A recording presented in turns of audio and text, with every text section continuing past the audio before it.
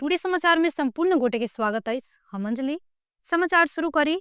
अशोक राय नेतृत्व के जसपा के अध्यक्ष यादव के दुर्व्यवहार करे वाला एसपी के कार्यवाही नहीं कैला पर आंदोलन में उतरबाक चेतावनी देने प्रसंग छ। सत्ताधारी अशोक राय नेतृत्व के जनता समाजवादी पार्टी अपन मध्य प्रदेश अध्यक्ष अशोक यादव के दुर्व्यवहार करे वाला सर्लाही के एसपी के कार्यवाही नहीं कैला पर आंदोलन में उतरबाक चेतावनी देलक अछि।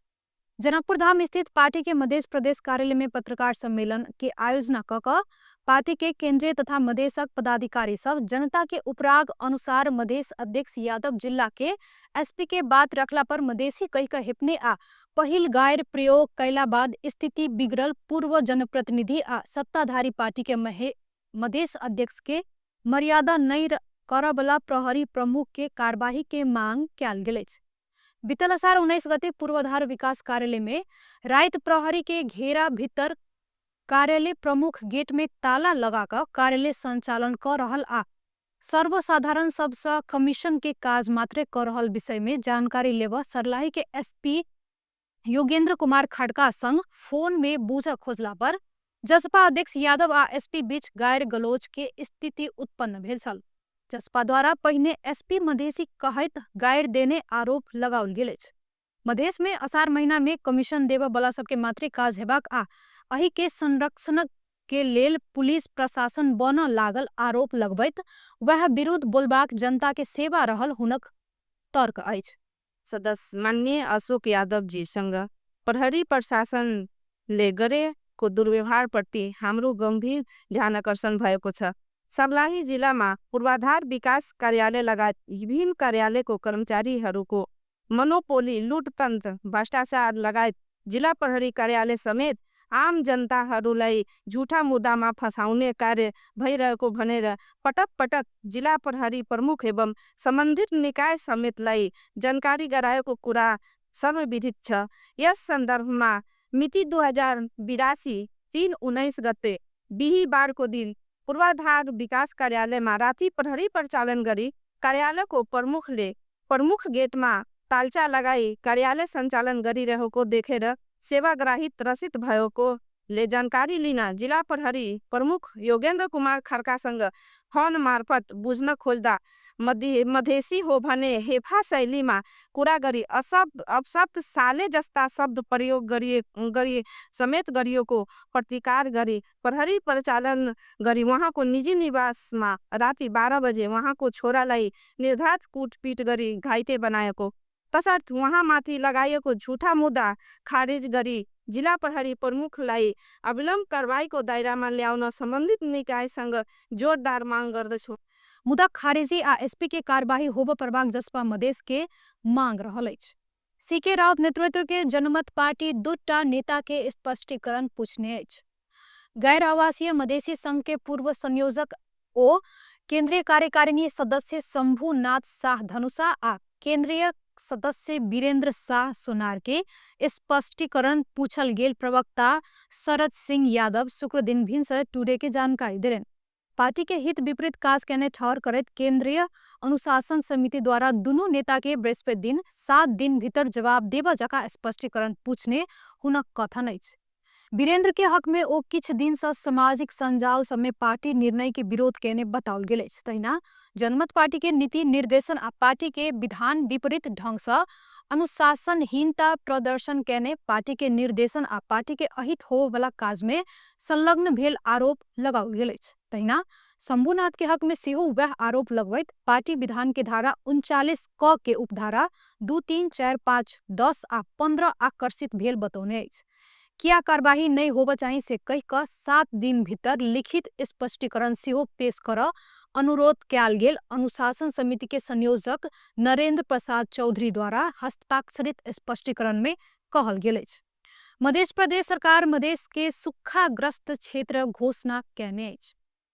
बैसल मधेश मंत्री परिषद बैसार द्वारा सूखाग्रस्त क्षेत्र घोषणा कयल गेल अछि। मानसून के बेर में सेहो बरसात नहीं भेला सँ धान रोपाई में समस्या उत्पन्न भेल आ रोपायल खेत में जमीन फटला सँ सूखाग्रस्त क्षेत्र घोषणा कयल गेल मध्य प्रदेशक मुख्यमंत्री सतीश कुमार सिंह जानकारी दिलेन। बैसार सँ सूखाग्रस्त मध्य प्रदेश के किसान सबके लेल आवश्यक विशेष राहत पैकेज घोषणा कर संघीय सरकार संग आग्रह सेहो कयल गेल अछि। तहिना कृषि क्षेत्र में क्रियाशील निकाय सबके सेहो आवश्यक सहयोग कर मध्य प्रदेश सरकार आह्वान केने अछि। तहिना मधेश मंत्री परिषद के बैसार पर्सा के वीरगंज सहित मध्य प्रदेशक विभिन्न जिला में देखायल खानेपानी संकट समाधानक लेल टैंकर सहित के माध्यम परिचालन करबाक निर्णय सेहो भेल अछि। मध्य सरकार खानेपानी संकट समाधान में संघीय खानेपानी मंत्रालय संग सहयोग सेहो मांगने अछि। राष्ट्रीय प्रजातंत्र पार्टी राप्रपा के नेता बलराम घरती मगर के निधन भेल अछि। 87 वर्षक उमेर में घरती मगर के ललितपुर के B&B अस्पताल में इलाजक क्रमे में आई भिनसर निधन भेल राप्रपा के प्रवक्ता मोहन श्रेष्ठ जानकारी दिले। हाल राप्रपा के केंद्रीय कार्य संपादन समिति सदस्य रहल घरती मगर पंचायत काल में बेर बेर मंत्री भेल छलैथ। भारत के बिहार राज्य स्थित सीतामढ़ी जिला में 13 वर्षक नेपाली बचिया बलात्कृत भेल अछि। डुमरा थाना क्षेत्र अंतर्गत बेरवास गांव में परिवार संग रहैत आयल वह बचिया शौचालय के लेल बाहर गेल समय में बलात्कृत भेल भारतीय संचार माध्यम सब जनौलक अछि। पीड़ित बचिया के नेपाल प्रहरी ठेगाना नहीं खुलाओल गेल अछि, मुदा ओ परिवार सहित किछ समय से वह क्षेत्र में रहैत आयल बताओल गेल अछि। शौचालय के लेल बाहर गेल समय में हुनका किछ स्थानीय व्यक्ति लला फुसला क लग में रहल बारी में ल जाकर छुरा देखाकर डरा धमकाकर बलात्कार केने प्रहरी के उद्धृत करैत विभिन्न भारतीय संचार माध्यम जनैलक अछि। बचिया बेरिया में परिवार के सदस्य सबके घटना बारे बतौने छली। आरोपी सब संग घटना बारे बुझ खोजला पर उनटे मारपीट कयल गेल पीड़ित परिवार के आरोप रहल अछि। घटना बारे जानकारी पौला बाद राइते में प्रहरी पीड़ित परिवार के थाना में ल जाकर उजूरी लेने छल। वह आधार में प्रहरी सागिर अंसारी, ओकार अंसारी, जमीला खातून, नौसाद अंसारी आ हिकला अंसारी नाम के स्थानीय विरुद्ध कार्यवाही प्रक्रिया आगा बढ़ौने अछि। आरोपी सब एखन फरार रहल आ हुनका सबके खोज तलाश भ रहल जानकारी प्राप्त भेल अछि। आई विश्व जनसंख्या दिवस संयुक्त राष्ट्र संघ के आह्वान में विश्व के विभिन्न मुल्क में विविध कार्यक्रम के साथ मनाओल गेल अछि। राष्ट्रीय संघ के अनुसार विश्व के जनसंख्या 1 अरब पुगल लाखों वर्ष लागल, मुदा तेकरा बाद 200 वर्ष में विश्व के जनसंख्या 7 गुना से बढ़ल। सन 2011 में विश्व के जनसंख्या 7 अरब पुगल छल त 2021 में 7 अरब 90 करोड़ पुगल अछि। जनसंख्या निरंतर वृद्धि भ रहल अछि। सन 2030 में 8 अरब 50 करोड़, 2050 में 9 अरब 70 करोड़ आ 2100 में 10 अरब 90 करोड़ पुगबाक अनुमान कयल गेल अछि। जनसंख्या वृद्धि में प्रजनन दर में भेल परिवर्तन, बढ़ल शहरीकरण आ बसाईसराय से दूरगामी प्रभाव पारने एक अध्ययन द्वारा देखाओल गेल अछि। विगत के तुलना में वर्तमान में आर्थिक अभाव, असुरक्षा, स्वास्थ्य, शिक्षा, आवास लगायत के विषय के दृष्टिगत क प्रजनन उमेर के युवा युवती बाल बच्चा के इच्छा कम केने अध्ययन के निष्कर्ष रहल अछि। राष्ट्रीय संघीय जनसंख्या कोष 14 देश के 14,000 से बेसी व्यक्ति सब संग केने सर्वेक्षण अनुसार प्रजनन उमेर के अधिकांश वयस्क स इच्छा अनुसार बच्चा नहीं जन्मावे के कारण बाल बालिका के देखभाल में समस्या, रोजगारी के असुरक्षा, स्वास्थ्य, जलवायु परिवर्तन, महामारी, युद्ध आ वातावरणीय क्षति के मानने अछि। यह दिवस के अवसर में मंतव्य व्यक्त करैत महासचिव एंटोनियो गुटरेस निष्पक्ष, शांतिपूर्ण आ आशा से भरल विश्व निर्माण कर युवा के साथ देल जेबाक में जोर देलनि। आई जारी केने संदेश में ओ दिगो विकास, शांति आ मानव प्रतिष्ठाक लेल हुनका सबक अधिकार के समर्थन आवश्यक भेल बतौलनि। युवा सबके इच्छा अनुसार परिवार सृजना कर हुनका सबके सशक्त बनेबाक यह वर्ष के जनसंख्या दिवस के मूल नारा रहल अछि। प्रधानमंत्री केपी शर्मा ओली 20 वर्ष उमेर पुगला बाद विवाह क संतान जन्माव युवा के प्रेरित कर जरूरी रहल बतौने छथि। शुक्र दिन विश्व जनसंख्या दिवस तथा राष्ट्रीय जनसंख्या नीति के सार्वजनिकरण कार्यक्रम के संबोधन करैत ओ प्रजनन क्षमता बेसी भेल समय में संतान जन्माव नीक हेबाक बतौलनि। ओली विकास आ समृद्धि संग संगे जनसंख्या के समान विकास नहीं भेला पर मानव अस्तित्व खतरा में पड़ सकला से समय में विवाह क संतान उत्पादन में लाग आग्रह कैलनि। ओ सरकार 20 वर्ष बाद विवाह कर कानूनी प्रबंध कैला से समय में विवाह क 30 वर्ष भीतर 3टा संतान ल लेब पड़बाक बतौलनि। ओ विकास आ जनसंख्या के गति संगे होबो प्रभाग में जोड़ दैत सब गोटे अपन संतान वृत्ति के धरती के लेल उत्तरदायित्व के रूप में लेब प्रभाग बतौलन। मनुष्य भेला से हरेक देश के अर्थ अछि धरती के अर्थ अछि। यदि जनसंख्या नहीं रहती तो देश से नहीं रहती। अपना सबके मानव जाति के अस्तित्व आ सुखपूर्ण अस्तित्व रक्षा के लेल उपयुक्त नीति आ कदम सब लेब प्रभाग हुनक कथन छल। ओ शक्तिशाली राष्ट्र सब दिस संकेत करत अपन स्वार्थ के लिए व्यक्ति सब मारे वाला सबके यह धंधा छोड़ प्रभाग बतौलन। सृष्टि के सृजना के लेल मानव जाति जेहन मूल्यवान दोसर किछ नहीं भेल ओ जनौलन। जनसंख्या के बारे में गोष्ठी आ सेमिनार सेहो करबाक आ आम विनाश के हथियार बनाकर आदमी सभे के सेहो मारैत रहला से मानव संसार के अस्तित्व नहीं बचबाक तही से जनसंख्या असंतुलन के कायम रह नहीं देबाक ओ कहलेन। विकसित देश में सेहो जनसंख्या कम भेला से मानव अस्तित्व के खतरा देखैला से जनसंख्या के उचित व्यवस्थापनक लेल एही नीति के कार्यान्वयन में लाग परबाक ओ बतौने सहित प्रधानमंत्री केपी शर्मा ओली सरकार युवा आ महिला उद्यमी मिलकर मुलुक के समृद्धि के लेल किछ कर परबाक बतौने सहित महिला उद्यमी महासंघ द्वारा आयोजना कैल गेल अंतर्राष्ट्रीय महिला नेतृत्व सम्मेलन 2082 के उद्घाटन करैत प्रधानमंत्री ओली समृद्धि के लेल एक साथ मिल काज क सफलता हासिल कैल जेबाक में जोर देलन। उद्यमशीलता के विकास से समृद्धि हासिल कर परबाक में ओ जनौलन। सरकार युवा आ महिला उद्यमशीलता के उच्च महत्व देने अछि। महिला के सशक्तिकरणक लेल संविधान आ व्यवहार में व्यवस्था करैत आयल ओ कहलनि। तीनों तह में कमती में 33% जनप्रतिनिधि सुनिश्चित कैल गेल अछि। विद्यालय में छात्रा सबक संख्या छात्रा सब बेसी भेल अछि। नतीजा में सेहो छात्रा सब नीक करैत आयल आ और प्रगति हासिल करैत जा परबाक ओ बतौने सहित नेकपा एकीकृत समाजवादी आ वामदेव गौतम नेतृत्व के नेकपा एकता राष्ट्रीय अभियान बीच पार्टी एकता करबाक सहमति भेल अछि।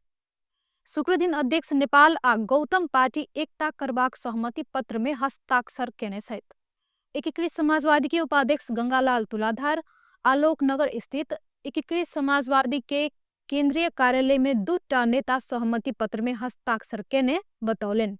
2टा पार्टी एक भेल घोषणा साउन 2 गते करबाक सहमति भेल अछि।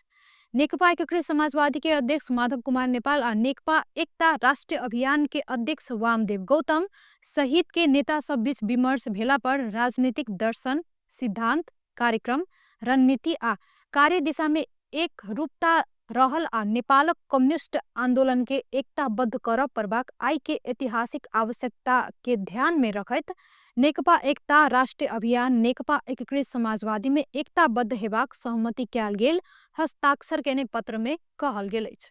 सोन चांदी व्यवसायी सब आंदोलन स्थगित कैलक अछि। सरकार संग 6 बुंदा सहमति भेला बाद व्यवसायी सब आंदोलन स्थगित केने अछि। विरोधक कार्यक्रम स्थगित कैला से शुक्र दिन से नियमित रूप में दुकान सब खुलल सोन चांदी व्यवसायी महासंघ के द्वितीय उपाध्यक्ष धर्म सुंदर ब्रजाचार्य जानकारी दिलन। सरकार आर्थिक वर्ष 2082-83 के बजट मार्फत सोनक कारोबार में 2% विलासिता कर आ हीरा जड़ित गहना में 13% व्याट के व्यवस्था कैने छल। कर आ भ्याट से उपभोक्ता आ व्यवसायी दुनू के असर पड़ल कहत फिरता के मांग करत व्यवसायी सब 1 महीना से आंदोलन में उतरल छल। हुनका सबक दुकान बंद भेला से सोन चांदी के भाव सेहो नहीं तोकायल छल। अर्थ मंत्रालय में भेल वार्ता में व्यवसायी के मांग संबोधन कर एक कार्यदल गठन करबाक आ विलासिता के परिभाषा भीतर राखल गेल सोन आ सोनक गहना के संदर्भ में आवश्यक अध्ययन क पुनरावलोकन कर सिफारिश करबाक सहमति भेल अछि। कार्यदल अध्ययन क प्रतिवेदन पेश कर धैर्य बजेट मार्फत वृद्धि भेल कर आ व्याट लागू नहीं हेबाक सहमति सेहो भेल नेपाल सोन चांदी व्यवसायी महासंघक द्वितीय उपाध्यक्ष धर्म सुंदर ब्रजाचार्य बतौलन।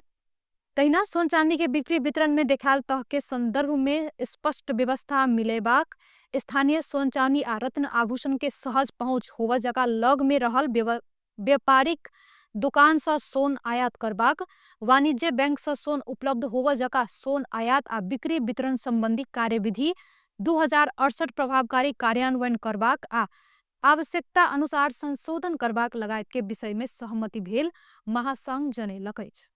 12टा कम्युनिस्ट पार्टी सब इजरायल द्वारा गाजा में कैल गेल नरसंहार आ ईरान में कैल गेल हमला के विरोध में काठमांडू में विरोध प्रदर्शन कयने अछि। शुक्र दिन नेकपा माओवादी, नेकपा एकीकृत समाजवादी, राष्ट्रिय जनमोर्चा, नेकपा सहित 12टा कम्युनिस्ट पार्टी सब विरोध प्रदर्शन कैलक। प्रदर्शन में माओवादी केंद्र सह महासचिव देव गुरुङ, लीलामणि पोखरेल, एकीकृत समाजवादी के वरिष्ठ उपाध्यक्ष राजेंद्र पांडे, जनमोर्चा अध्यक्ष चित्रबहादुर केसी, वैज्ञानिक समाजवादी कम्युनिस्ट पार्टी के महासचिव आहुति लगायत विभिन्न कम्युनिस्ट घटक के नेता कार्यकर्ता सब सहभागी भेल छल। ओ सब साम्राज्यवादी युद्ध बंद कर, विश्व शांति कायम कर नारा के साथ शांति बाटिका रत्न पार्क सह जमल घंटा घर बाग बाजार पुतली सड़क होइत प्रदर्शनी मार्ग में पुग क सभा कैने छल। असार 19 गते नेकपा माओवादी सहित के कम्युनिस्ट पार्टी के बैसार सह इजरायल द्वारा गाजा आ ईरान ऊपर कैल गेल आक्रमण के विरोध जनबैत काठमांडू में प्रदर्शन करबाक निर्णय कैने छल। हाल देश पर मनसूनी वायु के प्रभाव रहल अछि, साथे मानसून के न्यून चापीय रेखा पूरब में सरदर स्थान के आसपास आ पश्चिम में सरदर स्थान से किछ उत्तर दिश घुसकल अछि। जल तथा मौसम पूर्वानुमान महाशाखा के अनुसार बेरिया में देश पर आंशिक से साधारणतया बदली रहबाक आ बागमती, गंडकी आ सुदूर पश्चिम प्रदेश लगायत पहाड़ी भाग के किछ स्थान में मेघ गर्जन आ ठनका सहित हल्का से मध्यम बरसात के संभावना अछि। कोसी, बागमती, गंडकी आ कर्णाली प्रदेश के एक दो स्थान में भारी बरसातक सेहो संभावना अछि। देश के उच्च पहाड़ी आ हिमालयी भाग के किछ स्थान में हल्का से मध्यम बरसात आ हिमपात के सेहो संभावना रहल अछि। तहिना आइ रात में कोसी, मधेश, बागमती आ गंडकी प्रदेश लगायत पहाड़ी भूभाग में साधारणतया बदली रही का बाकी भूभाग में आंशिक बदली रहत। कोसी, मधेश, बागमती आ गंडकी प्रदेशक किछ स्थान में मेघ गर्जन आ ठनका सहित हल्का से मध्यम बरसात के सेहो संभावना अछि। संभावित बरसातक कारण बाढ़, भूस्खलन आ बहाव के जोखिम रहला से बतबैत महाशाखा शहरी आ तराई क्षेत्र में डुबानक जोखिम रहला से सावधान रह वह क्षेत्र के सर्वसाधारण सबके अनुरोध कैने अछि। टुडे समाचार में अब आर्थिक समाचार।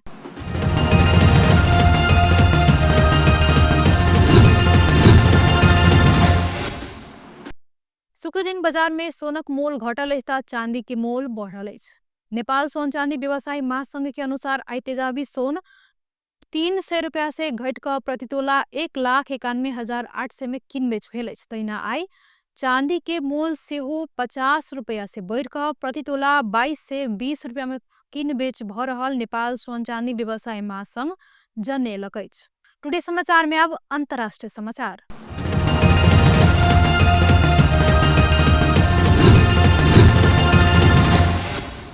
पाकिस्तान के बलूचिस्तान के झोब जिला में अज्ञात बंदूकधारी सब पंजाब के 9 गोटे यात्रु सबके बस से उतार कर हत्या क देने अछि। बलूचिस्तान के राजधानी क्वेटा से पंजाब जा रहल 2टा यात्रु बस से यात्रु सबके उतारल गेल छल। बीबीसी उर्दू के अनुसार झोब के सहायक आयुक्त नवीद आलम 9 गोटे यात्रु के मृत्यु भेल पुष्टि केलनि। ओ मृतक के शव पंजाब पठेबाक व्यवस्था भ रहल बतौलनि। एहि बीच बलूचिस्तान सरकारक प्रवक्ता शहीद रिद एक विज्ञप्ति में आतंककारी सब कलात, मास्तुंग आ झोब में आक्रमण केने बतौने छथि। सुरक्षा बल तीनू ठाम में तुरंते कार्यवाही कयलक आ हम सब जनताक सुरक्षा के लेल पूर्ण रूप में सतर्क छी, प्रवक्ता शहीद जनौने छथि। व्यस्त टुडे समाचार एखन के लेल एतबे। पुनः से दोसर समाचार ल क उपस्थित हेबेटा करब। दाधर के लेल देखित रही टीवी टुडे जनकपुर। नमस्कार।